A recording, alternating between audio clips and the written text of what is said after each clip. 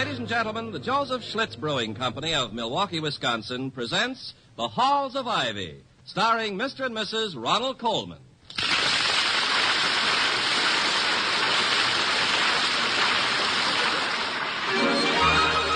I was curious. I tasted it. Now I know why Schlitz is the beer that made Milwaukee famous. If you like good beer, you'll find it pays to be curious and learn about Schlitz for yourself. And now, the Halls of Ivy. The halls of ivy that surround us here today, and we will not forget though we be far, far away. Welcome again to Ivy. Ivy College, that is, in the town of Ivy, USA. Today is the windiest day of the windiest month of the year here at Ivy. It's also the day chosen by the members of Ivy's Board of Governors for their quarterly meeting.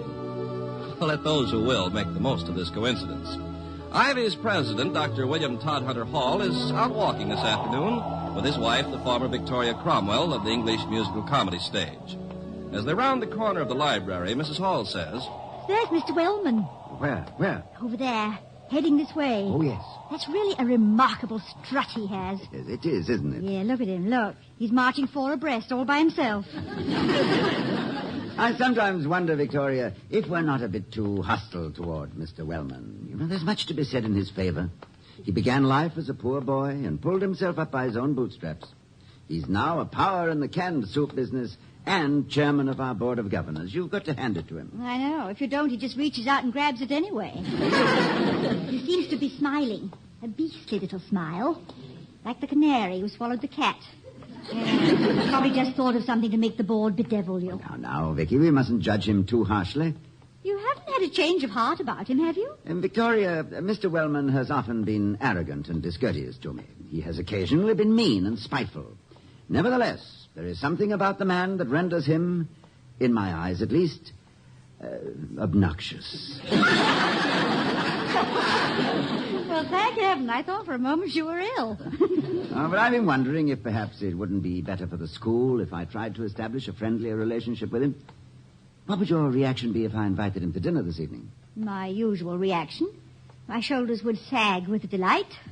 Oh, please don't invite him, Toddy. I never know what to talk to him about. I've always considered you a tower of strength conversationally. When Mr. Wellman is present, I'm a tower of jello. Let's not rush into it. All right, my dear. Another time, perhaps. Yes, later in the spring when the passenger pigeons return. Darling, the passenger pigeon is extinct. How nice. At any rate, I see no reason why I shouldn't offer him an olive branch, do you? None, except he's liable to bash you about the head with it. No, I think I can be relied upon to make him accept it in the spirit in which it's offered. If I say so myself, I'm a pretty good diplomat. You know, the even temper, the retort courteous, the subtle flattery subtly conveyed. I have them all at my command when I set my mind to it. Hall the charm boy, they used to call me. Now, you just watch me melt away his hostility. Good afternoon, Mr. Wellman. I couldn't, but... It's you, Hall. Mrs. Hall? Yes, as I watched you coming toward us, I couldn't help thinking that much of your success must be due to the resoluteness so apparent in your walk, with which you approach any task, even an ordinary meeting of the board. This isn't going to be an ordinary meeting if I can help it. Far from it. Have you seen today's newspaper? No, I haven't. Here, read that. Read that. Oh, I see. You're going to liven it up a bit, are you? Play a few practical jokes, eh? Oh, clever, very clever. What? What are you talking about? What are you reading? Listen, Vicky. Now on sale, largest collection of itch powder and dribble glasses in town. 1 million laughs. No, not the advertisement. The column next to it. What? What is it? Town council passes resolution condemning vice on Ivy campus. How dare they perpetrate such an outrageous insult? The point, Dr. Hall, is how you dare permit such a condition to flourish here at the school. Mr. Wellman, surely you know as well as I there is no basis in fact for this contemptible lie. I know only that for years, against your opposition, I have tried to do away with the very thing at which the town council now points an accusing finger. Willow Walk. Is that what the town council means by vice? Our local lover's lane? Precisely. And they're quite right, though it shames me to admit it. We all know what goes on in Willow Walk on spring evenings. Do we? What? Never having been there myself, Mrs. Hall, I am not prepared with a bill of particulars.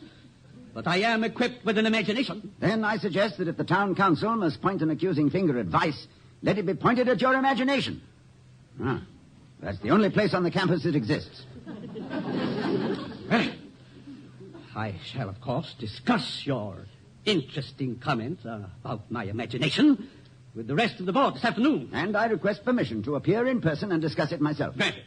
I shall place the matter of the town council's resolution at the bottom of the agenda. We'll arrive at it around 4:30. I'll be there. Good afternoon, Mrs. Hall.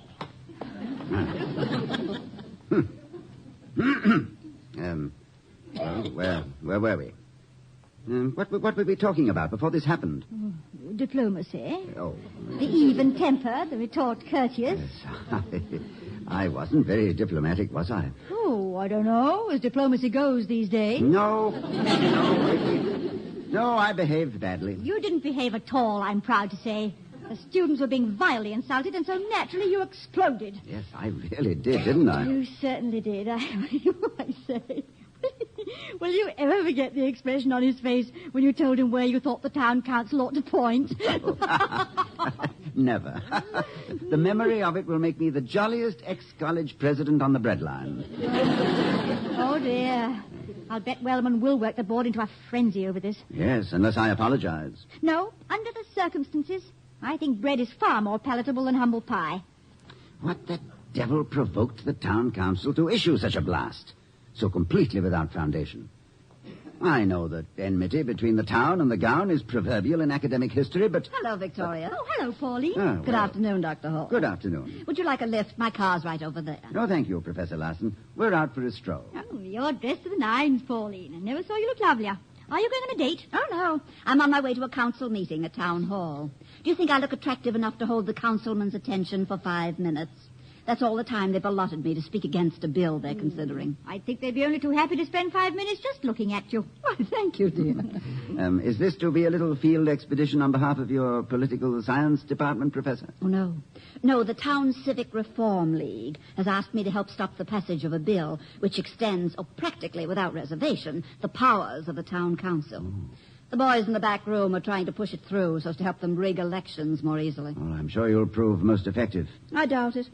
You see, the Reform League's only a few years old, while the local machine was already raiding the pork barrel at a time when Tammany Hall was just a gleam in Aaron Burr's eye. No, I'm afraid this bill will go through with a whoop and a holler. Well, what in blazes is happening downtown? Yesterday, a baseless accusation of vice on the campus. Today, a crooked bill. Well, the machine has recently been taken over by P.T. Granger, the honest brakeman. And he... The honest brakeman? Uh-huh. That's what the newspaper boys call him. Due to the fact that he once spent 8 years working in the freight yards and never stole a locomotive. He's a new broom, and he sweeps dirty. And he's very much interested in you. In me? Mm-hmm. Well, how do you know? He's been sitting in that convertible over there for the past few minutes, just staring at you. He's a strange-looking bird, I must say. I've never seen such brilliant plumage. Are you familiar with the species, William? Oh, only through books, I'm sorry to admit. They're called scalawags, sticky-fingered scalawags, or Politicus corruptus. Oh. They feed largely on public apathy, foul other birds' nests, and, although the plumage varies, may be easily identified by their bills, which are crooked, and their song, which sounds something like, what's in it for me, what's in it for me. Do let's have a closer look. Oh, I intend to immediately. Professor Larson, Yes. if you should happen to think of some way of snaring this bird, I hope you'll inform me. I've a collector's itch to see him stuffed and mounted in the Ivy Museum of Natural History. Come on, Vicky. Let's tackle Granger. Goodbye, Pauline, and good luck. Thank you, dear. Bye. Shall you have another go at diplomacy? This time, I shall maintain an even temper. Coolness and calculation are the best weapons in situations like this, if I've read my Machiavelli correctly. Cool and calculating, therefore, I shall be. Mr. Granger? Quite right. Quite right. Mr. P.T. Granger? Quite right. Well, what the devil do you mean by accusing us of tolerating vice at the school? Darling, Machiavelli.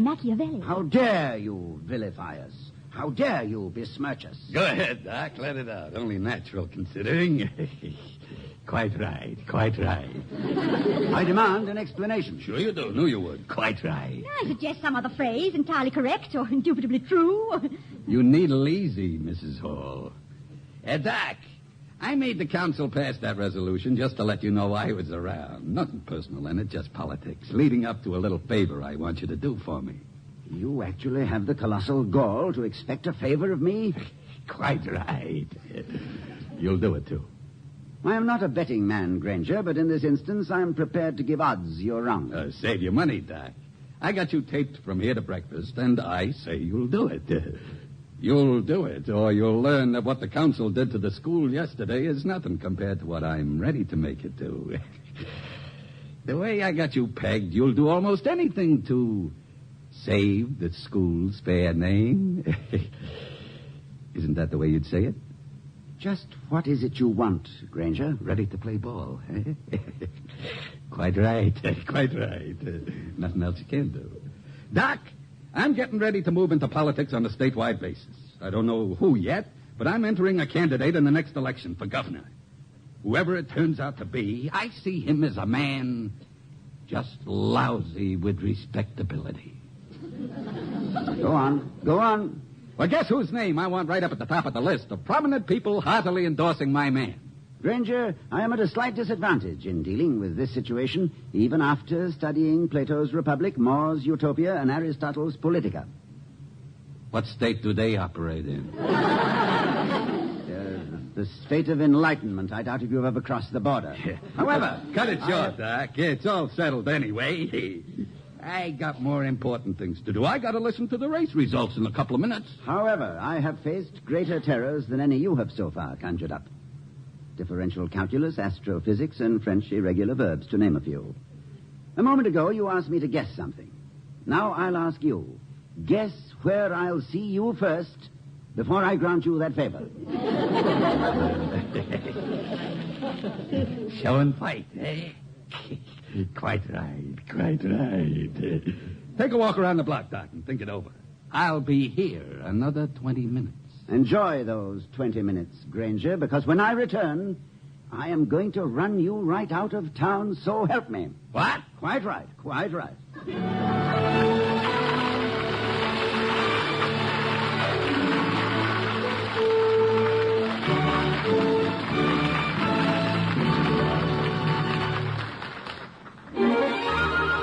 I was curious. I tasted it. Now I know why Schlitz is the beer that made Milwaukee famous. Before we return to the halls of Ivy, let's listen to the story of a man who went to Florida and, like the Spaniards before him, made an important discovery. From where I sat, stretched out, relaxed on the terrace of my hotel, Florida was a production in Technicolor. The greens and blues of the ocean, the sky, and the palm trees were intense. And so, too, was my satisfaction. It was one of those settings where you might say all that was needed to complete the picture of utter contentment was a bottle of Schlitz beer. But that came later. At the moment, all I knew of Schlitz was its fame. So I dozed in my chair and only dimly conscious of the hotel waiters passing back and forth serving others on the terrace.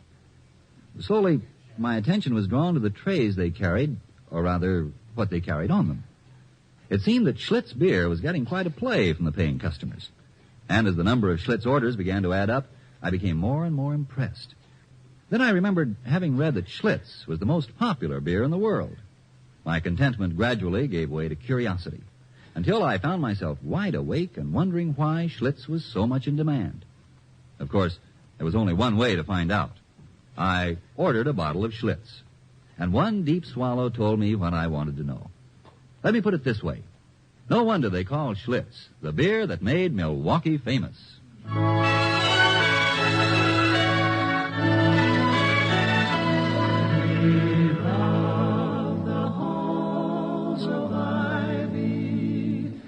that surround us here today. Returning to the halls of Ivy, we find a moody and reflective Dr. Hall sitting on a bench on the Commons with Mrs. Hall, who's feeding the squirrels. Mrs. Hall says, Look at the greedy little beggars. Would you like to give them some nuts? Nuts. Oh, my sentiments exactly. Vicky, you've no idea how inadequate I feel. I've probably received more honorary degrees than Granger has third degrees. And yet, in certain spheres, he's an intellectual giant compared to me. He was cat and mousing me just now, and enjoying it, too. Now, how can I possibly give students the implements with which they can meet life on its own terms when I myself am so utterly helpless? You might add some new courses to the curriculum. Cynicism 1 and 2. But that's a long-range problem. Closer at hand is the question, how is the honest brakeman to be handled? And let's not try to be diplomatic about it. Oh, I agree. This calls for knuckle dusters rather than kid gloves. What else? As I see it, the only thing Granger has that I lack is the control of 1,000 to 2,000 votes. And I doubt if I can supply this lack in the next few minutes. So that leaves only one alternative. Change your name, grow a beard, and take up some other profession. Yes, something along those lines. Oh, this has turned out to be just about the most crisis-ridden stroll I've ever taken. All I wanted to do this afternoon was to walk off an excellent lunch. So far, I've insulted the chairman of the board and been threatened with smear campaigns by a penny anti-politico. Well, life's full of little booby traps. Do you remember our reception at the Red Lion Inn at Marlow, that last weekend in England? Oh, don't I? Now there was an infuriating quarter of an hour. Remember that wild dash to the railroad station after the last show? The bumpy train rides, no taxi to meet us when we arrived at 2 in the morning. Yeah, and a 1-mile hike to the inn in the rain, with you staggering under all that luggage. Yes, and not a soul awake at the hotel to take care of us when we got there. Oh, I'll never forget it, never. Where is everyone? Oh, the place is absolutely deserted. Oh, Vicky, now, don't tell me you've caught cold. Oh, no, I haven't. At least, I hope not. Sit here, darling. Sit here near the fire. I'll poke it up a bit. Well, I'll see if there's a note for us on the desk. I told the landlord when I telephoned that we were rather late getting here. He assured me someone would wait up for us. Well, look. There's a box with my name on it. Is there? Well, open it, darling. Look, bring it over here and sit down. There. Now give me your foot. I want to get those wet shoes off. Yeah. What's in it? It's a sack of flour. What on earth? Oh, good Lord. I told the landlord I wanted some flowers for you. Flowers. You idiots. I'm sorry, darling. Well, please don't be. It was very sweet of you to have thought of it at all. I know much good it did. I'm going to knock at every door in the place till I find someone to look after us. No, Toddy, don't. There may be other couples here on a lovely weekend of their own. Well, I see no reason why they should be permitted to enjoy a weekend while we're condemned to a bench down here. Well, it's not so bad, really. Seems to be very soft wood. Oh, you're an angel, Vicky. Always making the best of everything. Sit down here. All right. Whoops. This is not softwood. Put your arms round me. I feel better already.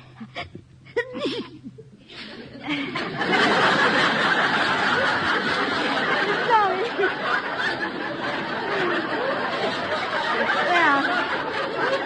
Well, it's too bad, isn't it? I'm sorry. Did I forestall a kiss? Oh, never mind, darling. I've plenty more. Look, just tell me when. Now. There. Well, this is more like it. Ah, Vicky, I'd planned it all so differently. I wanted our own comfortable room with a lovely fire going, a full moon outside the window, and the smell of jasmine from the garden below, and somewhere a nightingale singing. It isn't really the season for nightingales. Well, then I would have hired someone to do bird calls just for the occasion. I can coo a little. Ah, do a little, my dove. Coo? Oh, that was a sad little dove, wasn't it? You know, darling, I'm sure of one thing. If we can surmount this kind of night, the rest of our married life ought to be smooth sailing. Then you're not beginning to lose the first fine full flush of enthusiasm? Lose it? Darling, you're soaked to the skin, your hair is all mussed up, your nose is red, and I have never seen anyone as ravishing. I love you, Vicky. And if it were ordained that we had to spend the rest of our lives sitting here feeling just as miserable, I'd say amen to it and enjoy every moment. Oh, Toddy, kiss me quickly before I sneeze. Before and immediately after. My darling, but let's move into this little sitting room. Why, look, Victoria. Isn't that amazing? What? Well, that motto over the door. It's exactly the same as the one at Ivy. You shall know the truth, and the truth will make you free. I know, Toddy. It's always been there. Oh, no, my dear, you don't understand. You've never seen it. It's over the library door at Ivy College in America. Well, of course it is. I'm sitting right here looking at it. Come back, Toddy, wherever you are. Come back? Looking at it? Oh, you mean...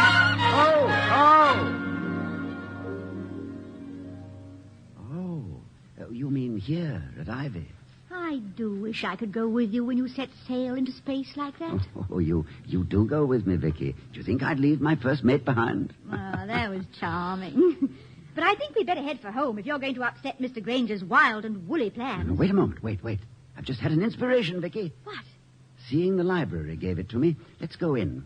Whatever for? Well, in this library since 1640 has reposed the original charter of Ivy Township.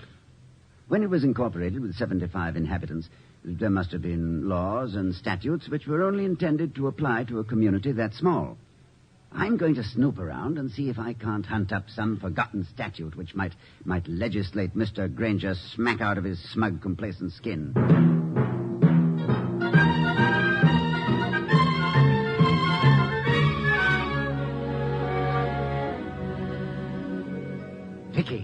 Vicky, I've got it. Tell.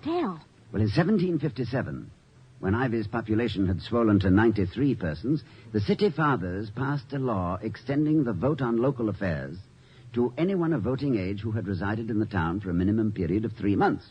No, you've lost me, my darling. I haven't got the faintest idea what you're talking about. Don't you realize that 1,500 Ivy students of voting age reside in this town for 9 months every year? Doesn't that mean anything to you? Well, it makes for a very attractive campus. Yeah, but more attractive than you think. 1,500 votes will swing the entire balance of power in this town. Toddy, how wonderful! Why, this makes you a more powerful politico than Granger ever was. Of course it does. And when I explain the situation to the students, I'm sure they'll see eye to eye with me. They'll go to the polls in droves.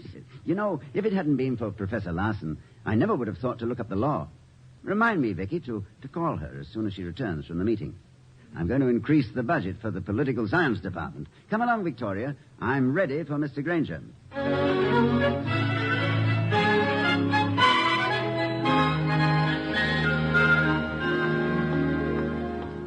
I'm going to enjoy this. Don't be greedy, Toddy. Let me into the act, too. Of course. We'll cat and mouse him.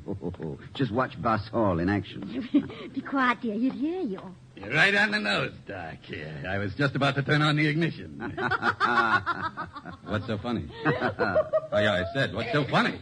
You don't understand what's happening, and you're curious, aren't you? Yeah, quite right. Well, don't make me mad, Doc. I ask you a question. I expect an answer. Sure you do. Knew you would. Quite right. You both lost your minds? Oh, not at all. No, we're about to run you out of town, and we're naturally pleased at the prospect. Nothing personal in it, you understand, just politics. Well, I'll give you 10 seconds more, then I'll get mad. Quite right. Yeah, look at his face every time I say that, Toddy. Mr. Granger, you noodle easy. What? Needle, not noodle, darling. Now, pay close attention, honest Brakeman. Yeah. I'm only going to say this once. Yeah. I've just completed a study of the laws of the town of Ivy. So what? You've made a small mistake. There's a forgotten but not obsolete statute here which renders more than 1,500 students at Ivy eligible to appear at the polls, eligible to take advantage of the statutes governing initiative, referendum, and recall. Oh, no. Oh, yes. You know the first thing we're going to do with our vote? We're going to build you a monument. Me? Yes, you. A monument 1,000 feet high, made of the rarest marble. Well, I think possibly it'll be 1 inch wide. Shouldn't cost more than a few $1 million. The college, of course, is non-taxable, so the property holders in town will have to pay for it. Doc, listen. It's going to have your name plastered all over it, and each time they see it and think of the cost, they'll think of you. Fondly, devotedly. Oh, look, Doc. And that's only the Now, beginning. Doc, wait a minute. Then I think we'll reconstruct Town Hall so that the elevators remain stationary while the building goes up and down. Doc, please, wait. Let's make a deal. A deal does not interest me. But there is always unconditional surrender. Yeah, there is, isn't there? Ain't there? You got it. Unconditional surrender. I'll do anything you say. The first thing you'll do is to come with me to a meeting of our Board of Governors and inform them the town council was mistaken in its resolution yesterday and that it will retract and apologize. Quite right. I mean, sure. Only a jerk would have believed it anyway. I want you to tell that to the chairman of our board personally. Personally? To Wellman? Yes, and in my presence. Doc, I got no right to ask, but will you do me a favor? Well, what is it? Do you teach politics here at Ivy? Yes, we have a political science department. I want to take that course. Enroll me.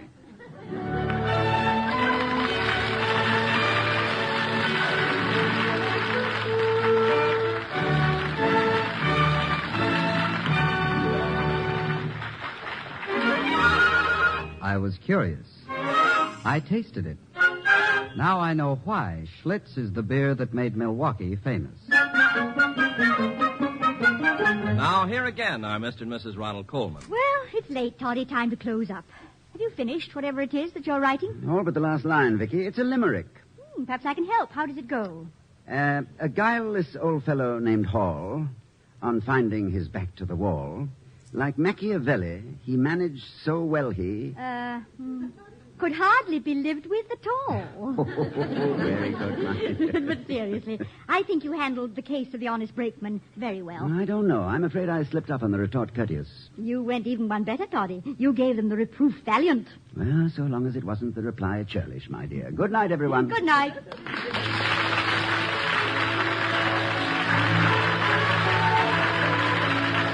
We'll be seeing you next week at this time at the Halls of Ivy, starring Mr. and Mrs. Ronald Colman. The other players were Eleanor Audley, Edwin Max, and Herbert Butterfield. Tonight's script was written by Walter Brown Newman and Don Quinn. Our music was composed and conducted by Henry Russell.